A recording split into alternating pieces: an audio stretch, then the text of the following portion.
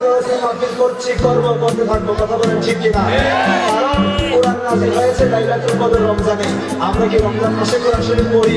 বাকি মাস কি বন্ধ রাখি? আওয়াজ মনে হয় বাকি মাস কোরআন নাযিল হয়েছে রমজান মাসে, কিন্তু তেলাওয়াত হচ্ছে দিবানিশি 24 ঘন্টা, কথা বলেন ঠিক কিনা? আমার নবী রাহমাতুল লিল আলামিন, ও কোরআন তুমি কে? বলে আমি হচ্ছি ওয়া নাযািলু মিনাল কোরআন মা হুয়া শিফা ওয়া রাহমাতুল লিল মুমিনিন। আমি হচ্ছি মুমিনদের জন্য রহমত। ইয়া রাসূলুল্লাহ আপনি? বলে আমি হলাম রাহমাতুল লিল আলামিন, রাহমাতুল লিল মুমিনিন, মুমিনদের জন্য রহমত, আর রাহমাতুল লিল আলামিন কুল কায়নাতের জন্য রহমত। আর জোরে সুবহানাল্লাহ।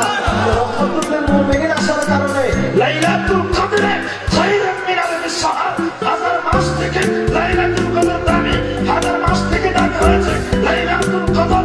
ঈদে মিলাদুন নবী হাজার মাস নাই, কোটি মাস নাই, कलाम से मेरे मुस्तफा बेहद अजमत वाला, बेहद इज्जत वाला मेरे मुस्तफा।